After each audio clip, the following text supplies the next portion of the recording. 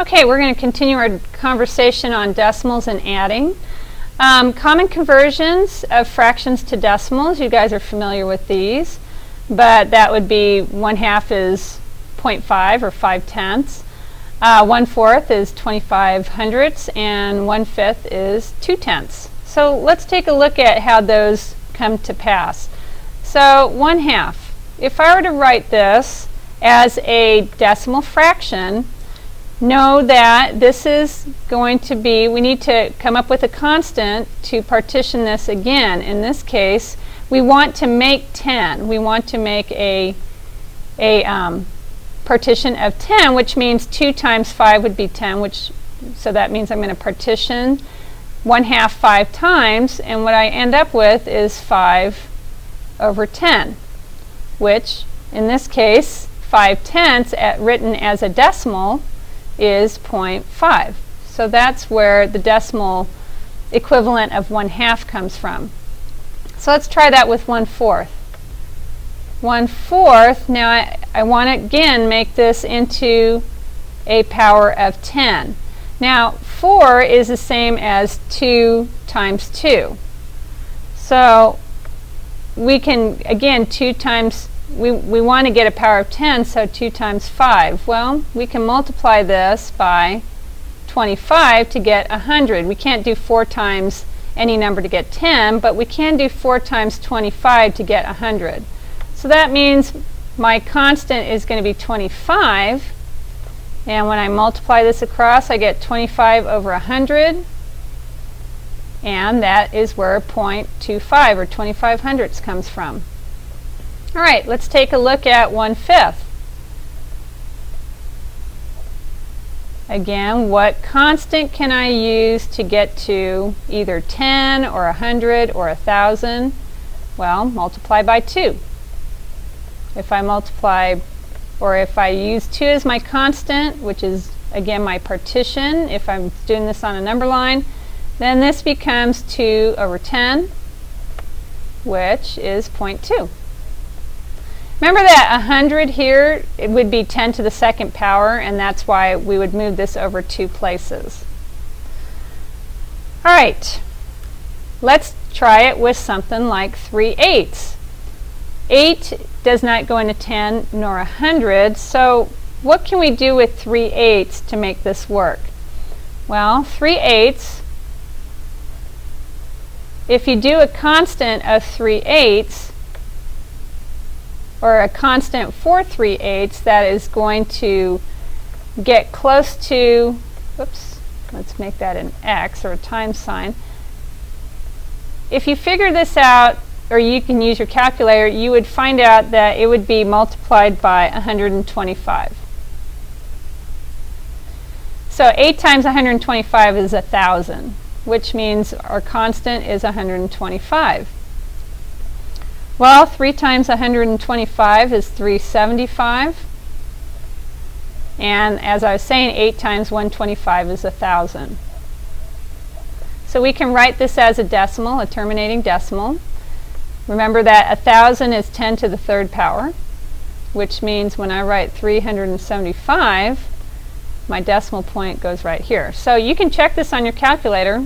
Do 3 divided by 8, and you will get 0.375. All right, last one. Let's do 7/16. Now what I want to show you is how prime factorization can help you with this, especially with trying to figure out whether this is going to be a terminating decimal or a repeating decimal. So what are the prime factors of 16? If I were to do my factor tree, and I do 4 times 4, well, I notice that 4 and 4 can also be 2 times 2. So if you've done prime factorization, this is 2 times 2 times 2 times 2 is the same as 16. Well, if we do that, if we write this as a prime factorization, we're going to say it's 2 to the 4th power, and this is going to be 7. Well, what can I multiply? Again, I want a power of 10. 2 times what is going to give me 10? Well, that would be 5. But if I have 2 to the 4th power, then I'm going to have to multiply by 5 to the 4th power. So what I'm going to end up doing here is multiplying the top and the bottom by 5 to the 4th power. If I do that, then that is going to be 7 times, and if you do 5 times 5 times 5 times 5, you will see that you get 625. Now if you do these all together, again this is 16 times 625, or you don't even have to do that. We can just write this as 10 to the 4th power. 2 times 5 is 10, and since the exponent is 4, we just keep that. 7 times 625 is 4,375 over 10 to the 4th power, because there's no point in writing 10,000 here. We're still going to move our decimal point. And so this is where we get 4,375, or 4,375 10,000s. And again, if you're not sure, or if you don't believe me, take 7 divided by 16 and you will come up with this number.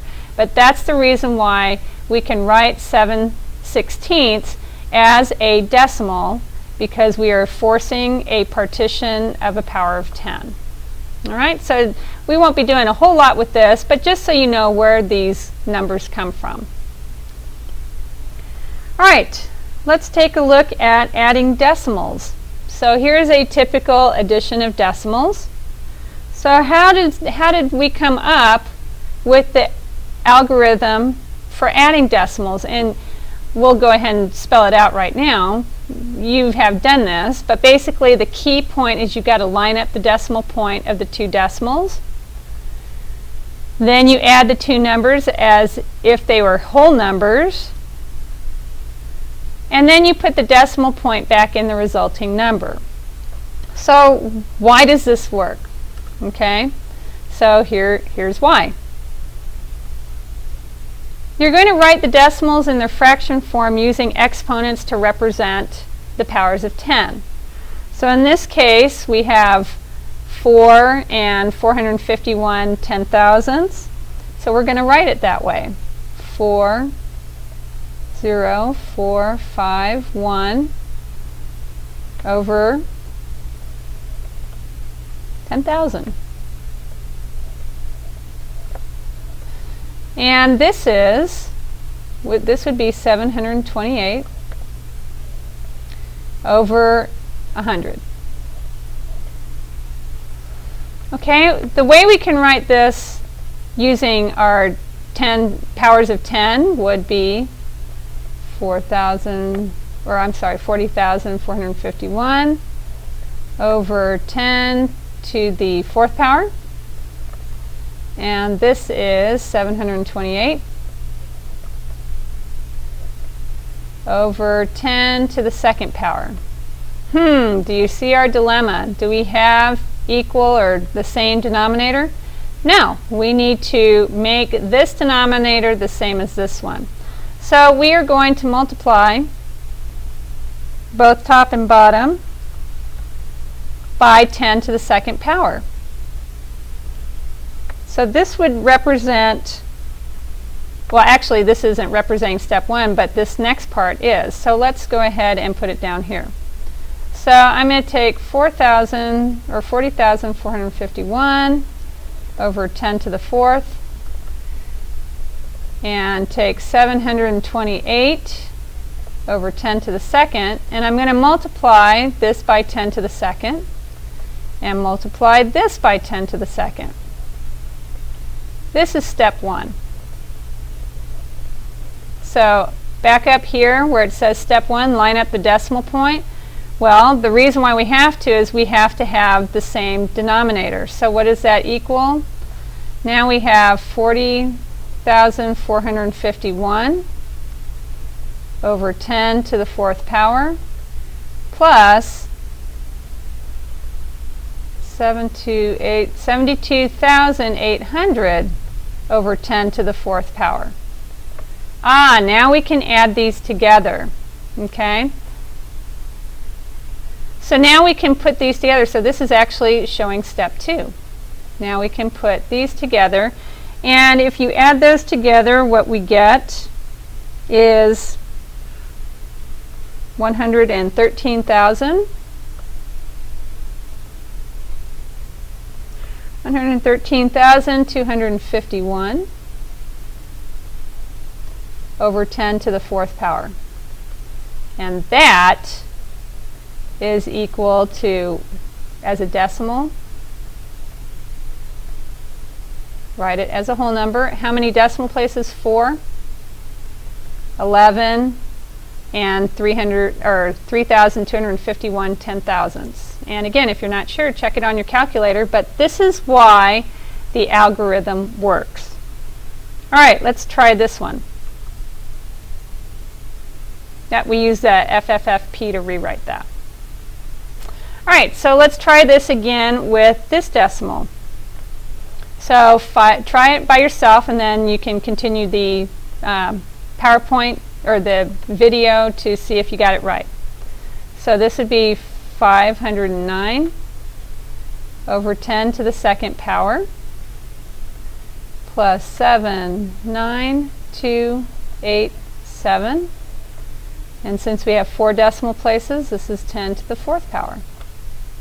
So we obviously need to make this denominator the same over here. So 509 over 10 to the second power times 10 to the second power. So here's our constant, 79287 over 10 to the fourth. All right, so now this becomes 50900 or 50,900 over 10 to the fourth. And this stays the same. We haven't touched it or changed it.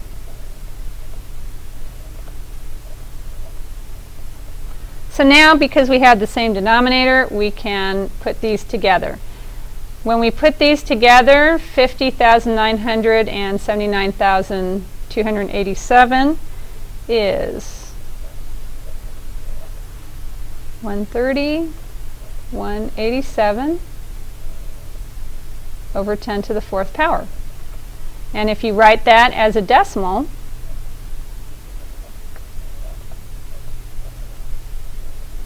we move over 4 places, and our answer is 13 and 187 10,000ths. All right, so what I want you to do is I want you to think about using, why do you think FFFP, which is what we're doing, we're forcing a same denominator so we can put these on equal footing. Why is it important when subtracting decimals? So we'll tackle that in class, but think about why this algorithm works and why you think FFFP is important when subtracting decimals. All right, see you in class.